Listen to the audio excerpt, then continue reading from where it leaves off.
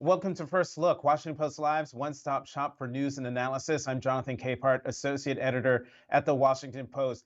Literally seconds ago, not seconds, minutes ago, a ruling came down from Judge Scott McAfee in the Georgia case where District Attorney Fani Willis had her standing as the lead prosecutor in the case against Donald Trump's election interference in the Georgia election results in 2020, to have her removed because of an improper relationship with one of her prosecutors, handed down his decision.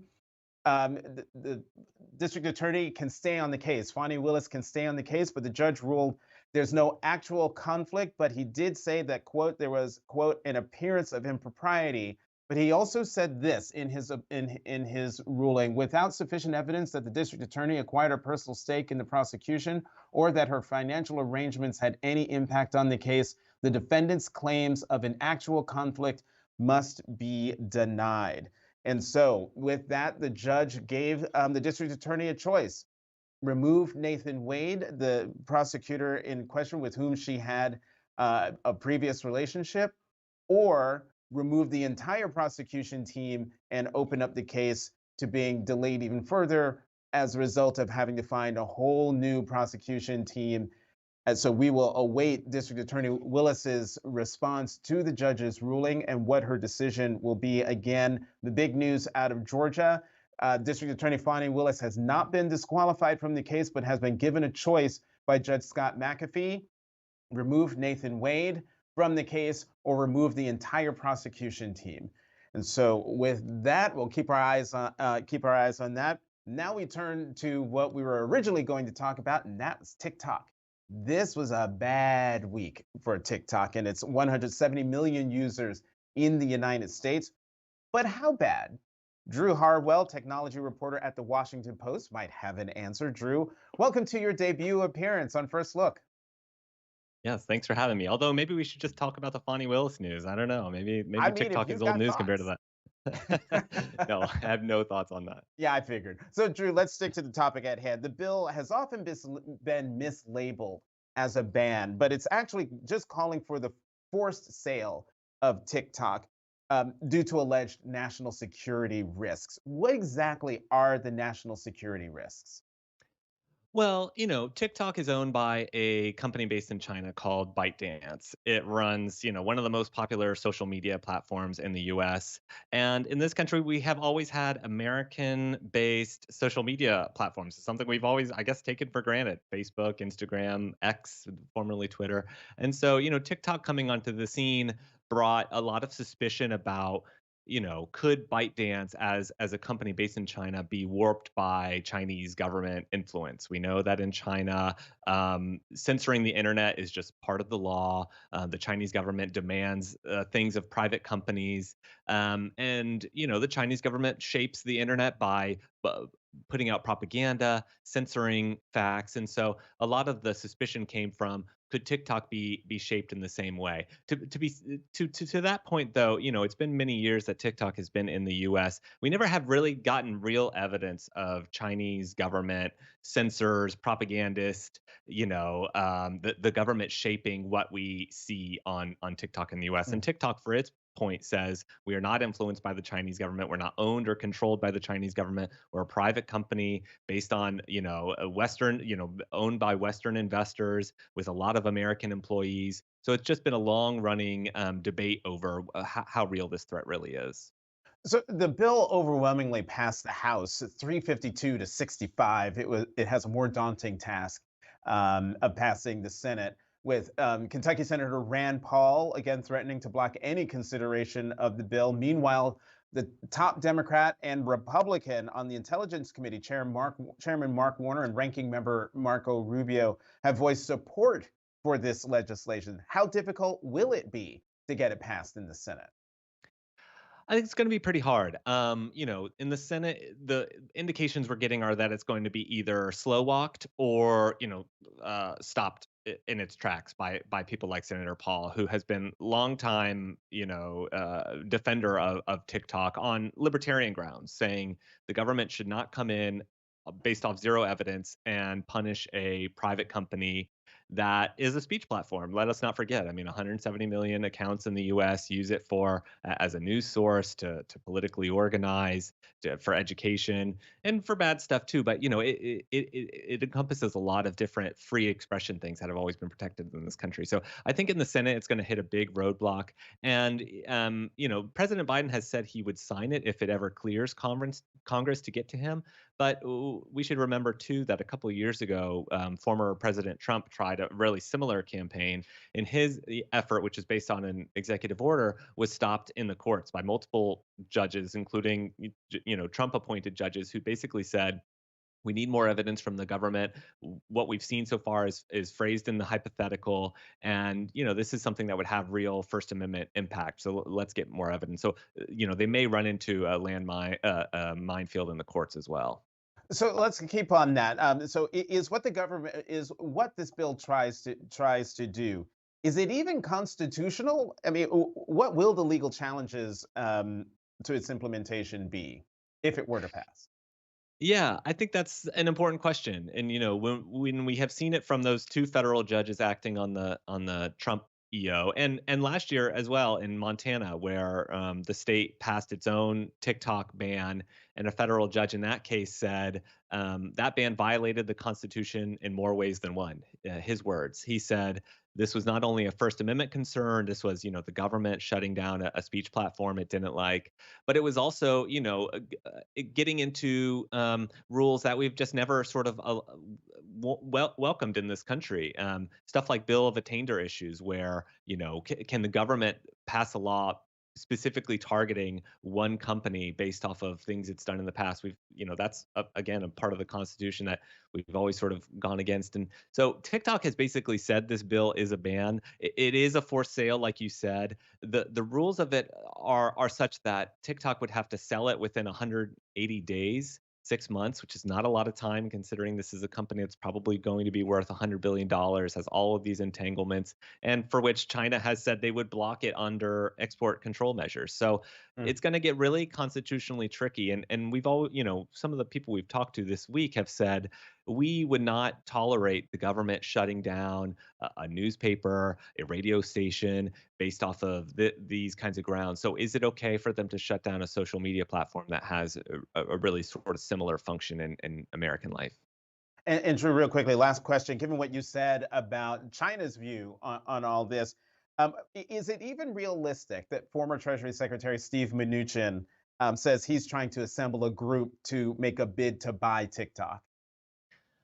We've reached this phase in the TikTok news cycle where a bunch of rich guys come out and say they want to buy it. It's not up for sale just yet, again, because of the Congress and courts issue.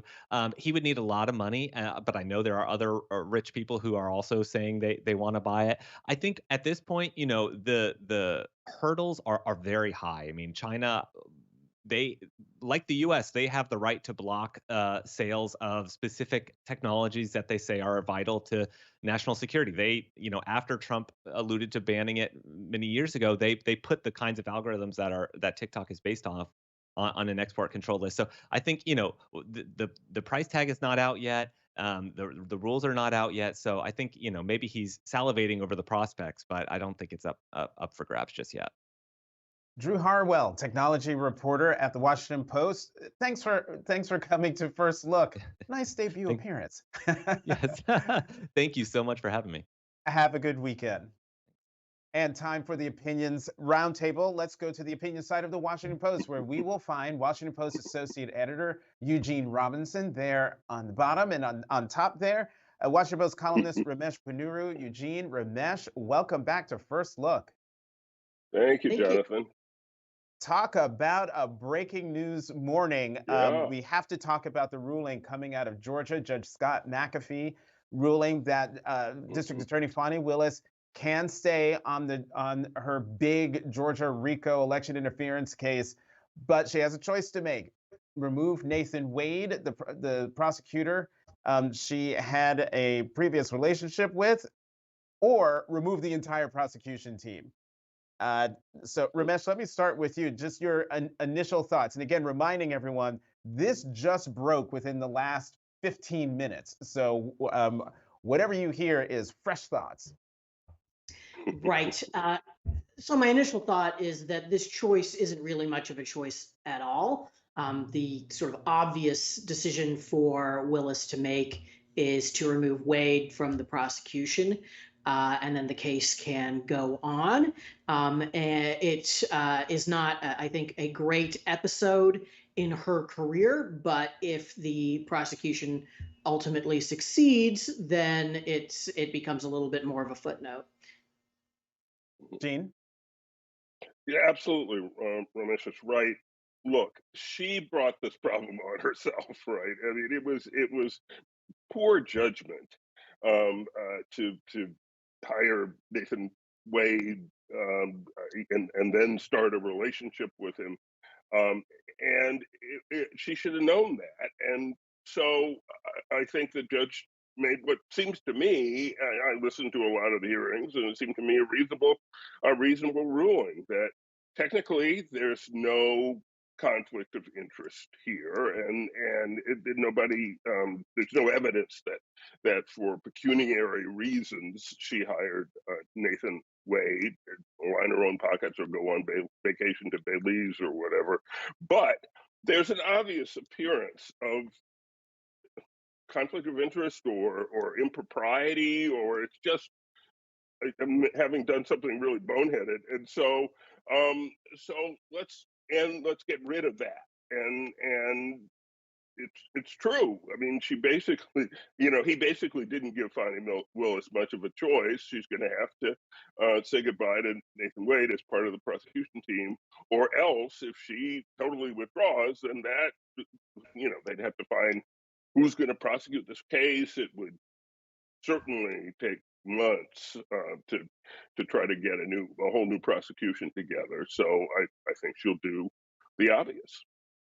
Will this decision do you think legally uh, damage to the overall RICO case? Because let's remember this is a sideshow compared to the actual case that was brought by the Fulton County DA. Eugene. I not necessarily. We haven't heard the case, right? Let's hear the case and hear how she intends to, excuse me, use the RICO statute to get convictions here. And she's gotten some pleas already, which is significant. But let's hear the case. And I don't think this affects it. I think it is kind of a sideshow. If she doesn't get the big convictions of the major defendants that she wants, then I think people will look back and say, "Boy, this was one of maybe a series of screw-ups." But people will remember this, and if she convicts, then I think it will be a footnote. Ramesh, let me get your final thoughts on this topic. Yeah, I don't think the damage here is legal so much as it's political, and that damage is already done.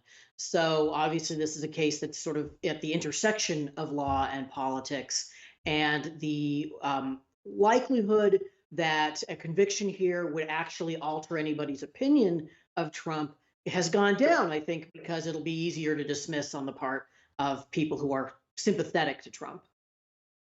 All right, let's talk about TikTok, the conversation I was having with Drew Harwell. Ramesh, you had a column yesterday where your conclusion is that the vote in the House proves the Republican Party is not a Trump cult. Do explain.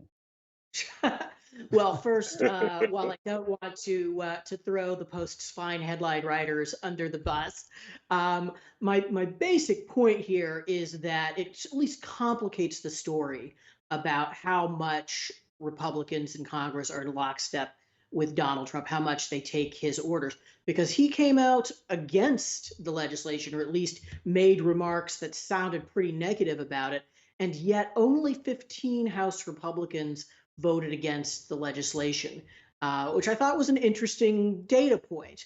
And it tells us something about congressional Republicans, but it also tells us something about Trump. It tells us about really how easily swayed he is, given that Trump, when he was president in 2020, Right. signed an executive order that went further than this legislation does. Gene, your thoughts? No, that's exactly right. I mean, remember, Trump wanted to get rid of TikTok basically entirely, and so now he wants to keep it. I think that switch was maybe too fast, even for the House Republicans. I think that the cult label still does apply, given the number of House members, for example, just one example, who seem to have switched their views on Ukraine, and any number of issues according to which way Trump goes. As far as TikTok itself is concerned, I have to confess I'm not a big TikTok user, but if I don't you, think we're the demographic. yeah, I think it's a demographic, but look, there was kind of an implied deal here, right? The idea that you can't ban TikTok because it'd be like banning a newspaper. And so, okay, then maybe we won't ban TikTok or force the sale, but why not? Then it's logical to force social media companies to act like publishers and to take responsibility for what's published on their platforms, right? And to be open, vulnerable to libel and defamation suits, the way, for example, the Washington Post is, if we publish things that are untrue and defamatory. So I would make that trade-off. I think we'd be better off if we kept TikTok and held social media platforms accountable. Well, Ramesh, on that point, I mean, isn't that the problem?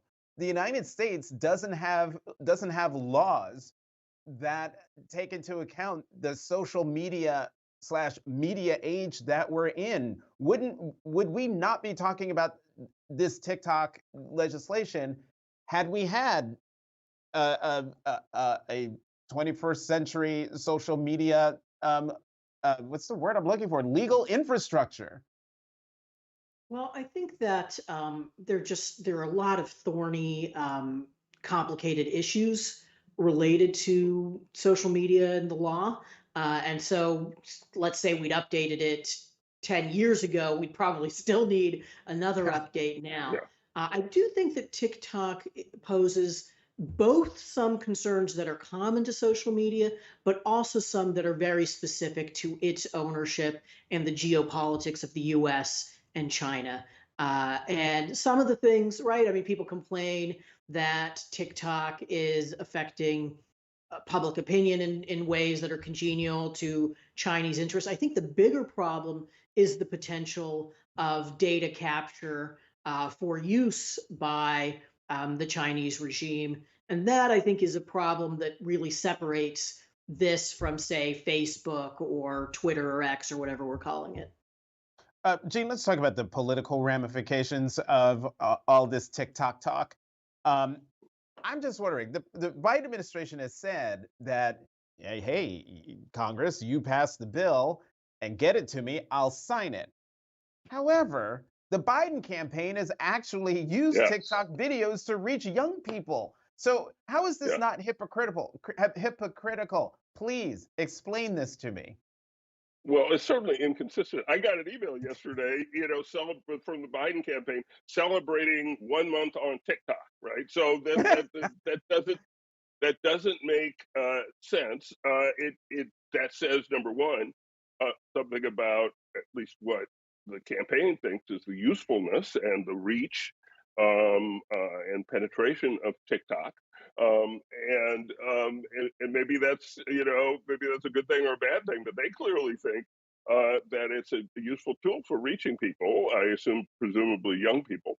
So it is dissonant, to say the least, to celebrate being on the platform while at the same time saying, yeah, I'd sign a bill essentially takes the platform away or forces a sale in an unrealistic time frame. I do think that Ramesh raises the key question, and I just don't know enough about it. The data harvesting question. I mean, nobody should want a potentially hostile foreign government harvesting the kinds of data that potentially, I guess, they could harvest through TikTok. I'm not expert enough in tech to know A, if that's going on, and B, whether how big a threat that is. But that clearly is a matter of concern. A dissonant, inconsistent. This has been Roger's Thesaurus. Ramesh, let me get you on another angle, the political angle here, and that is, as we all know, of the 170 million users in the United States, a lot of them, probably the vast majority of them, are young people, and they'd probably be really disappointed if it was no longer available in the form that it is now. But here's the twist. Could Trump's opposition to this congressional action, despite his action as president, improve his standing with young voters? It partly depends on whether Trump sounds that note repeatedly. And he might not want to, because in some ways it sort of undermines his brand. I mean, he's supposed to be really tough on China and for America first and a strong leader. And here he's flip-flopping in the direction of the interests of a Chinese company. The other thing to keep in mind is, first, of course, this has to pass the Senate, but then there's 180 days in the legislation for the sale to happen, which creates enough time that you could push this past the election in terms of any actual impact on users. All right, let's switch gears, and I think this will be the last topic we talk about, and that is the extraordinary speech yesterday on the floor of the Senate by Senate Majority Leader Chuck Schumer calling for new elections in Israel in a scathing rebuke of Israeli Prime Minister Benjamin Netanyahu. We have a clip from that speech. Let's listen. Of course, the United States cannot dictate the outcome of an election, nor should we try.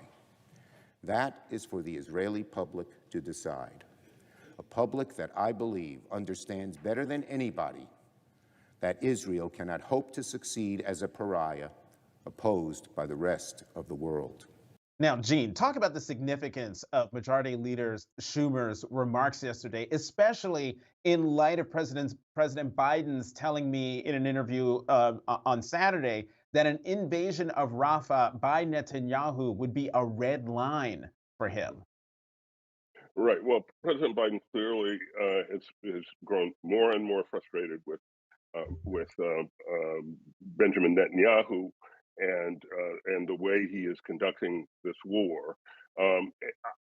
Look, it was an extraordinary speech by Schumer, and I've heard that it was not coordinated with the administration or anything like that. But if it wasn't, I imagine there are a lot of people in the White House who are applauding because he kind of said what a lot of people in the White House believe about the current Israeli government. And it is very significant that it came from the highest ranking Jewish official in the US government, who has been a constant and loyal supporter of the state of Israel and remains a great supporter of the state of Israel.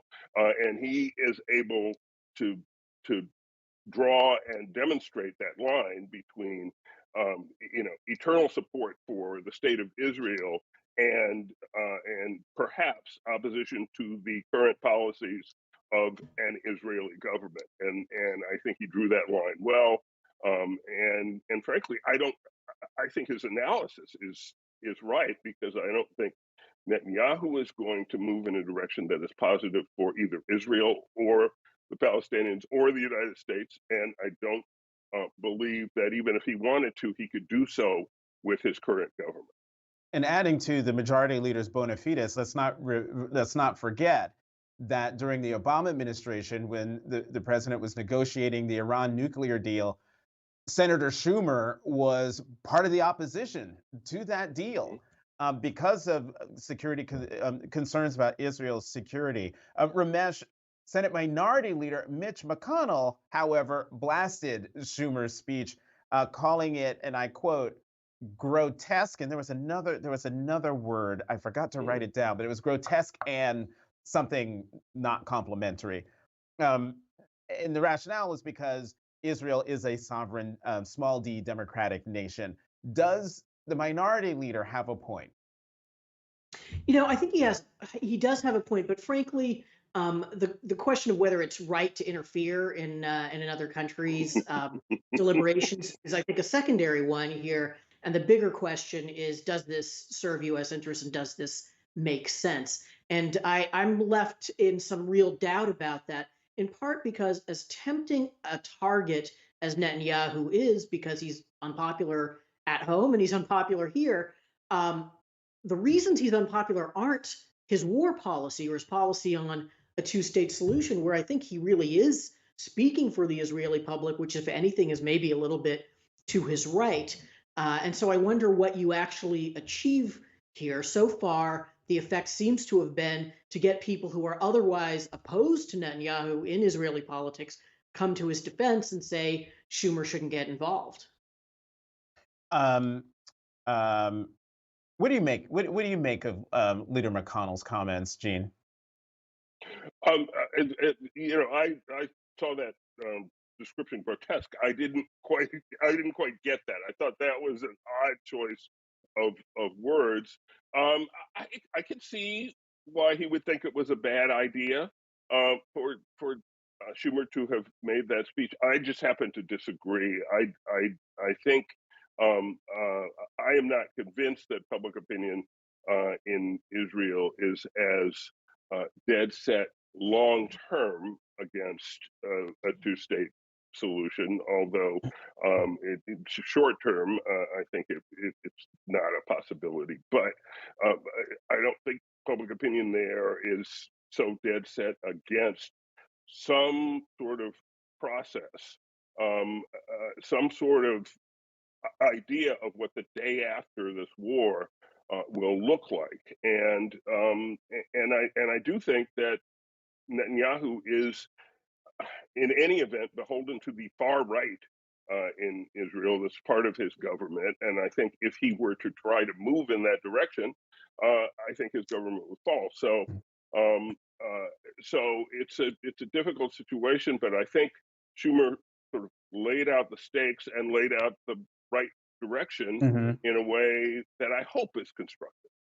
All right. The other word, it was gross and hypocritical, is the other word that Leader McConnell said. We've got about 90 seconds left, and I want you both to answer this question for an electorate that seems so turned off by what is now the Biden-Trump rematch. If you believe the polling, why did both men waltz to their respective parties' nominations? Ramesh, you go first. Well, I think in Trump's case, it's because he has the intense support of a large minority faction in U.S. politics, which was able to dominate the Republican primary process because it's a large, intense faction, and because other people in the Republican Party are willing to go along with it. On the Democratic side, I think it's because you've got an incumbent president, and if an incumbent president wants to run for re-election, it's very hard to dislodge him, especially when there's no consensus on what the alternative would be. And that's why we have these unsatisfactory choices. As the GIF would say, from my perspective, Ramesh, from what you just said, no lies detected. Gene? Ramesh is absolutely right. I would add only one thing: if a Democrat or the Democratic Party writ large wanted to ask questions about President Biden and whether he should run again, the time to do that was a year ago, a good year ago. It's not now. So he was an incumbent president. He wanted to run for re-election, and you get to do that if you were an incumbent president. And Ramesh is absolutely right about Trump and how he got the nomination yet again. Ramesh, this is quite something. There's so much agreement with you today. This is fantastic. This is fantastic. Ramesh, we'll try to have some some arguments and attacks next time. I'll Yeah, go I negative. promise. Next time we'll talk about fetal personhood, and Ramesh and Okay. I will I'll do definitely it. disagree on that. So, Okay. All so right, Ramesh set up a date. Panuru, Eugene Robinson, thank you both very much for coming back to First Look. Have a good weekend. You Good too. to be here, Jonathan. You too. For more of these important conversations, sign up for a Washington Post subscription. Get a free trial by visiting wapo.st/live,